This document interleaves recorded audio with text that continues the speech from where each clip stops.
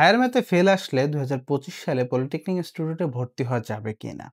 অথবা হায়ার ম্যাথে ৫০ এর কম পেলে গণিতে বেশি পেলে বা গণিতে ৫০ এর কম পেয়ে হায়ার ম্যাথে ৫০ এর বেশি পেলে চান্স পাওয়া যাবে কিনা? এটা একটা কৌতূহলী বিষয়, তাই না? সো যাদের মার্ক গণিত, উচ্চতর গণিত নেই, শুধু গণিত আছে, তারা যদি গণিতে ৫০ এর কম পায়, তাহলে তো তারা পলিটেকনিকে আবেদন করতে পারবে না। কারণ তাদের ন্যূনতম জিপি 3 লাগবে গণিতে অথবা উচ্চতর গণিতে। সো যাদের গণিতে খারাপ হয়েছে বাট উচ্চতর গণিতে ভালো হয়েছে, অর্থাৎ আপনি গণিতে হয়তো ৩৬ পেয়ে পাস করেছেন, কিন্তু উচ্চতর গণিতে আপনি ৮৭ পেয়েছেন বা ৮৮ পেয়েছেন বা ৫১ পেয়েছেন, আপনি আবেদন করতে পারবেন।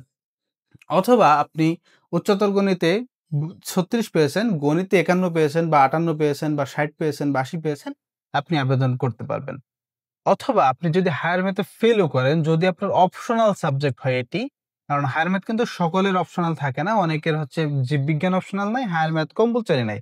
সো আপনার যদি হায়ার ম্যাথ অপশনাল থাকে বা হায়ার ম্যাথ ছাড়া আপনি কৃষি, জীববিজ্ঞান যেটাই আপনার 4th সাবজেক্ট থাকুক, অপশনাল সাবজেক্টে আপনি যদি ফেইলও করেন, আপনার যদি গণিতে ৫০ এর বেশি থাকে মার্ক, তাহলেই আপনি পলিটেকনিক ইনস্টিটিউটে ভর্তি আবেদন করতে পারবেন।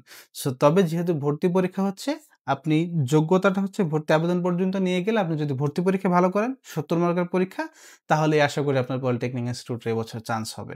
বিস্তারিত জানতে চ্যানেলটি ঘুরে দেখতে পারেন, সাবস্ক্রাইব করে রাখতে পারেন।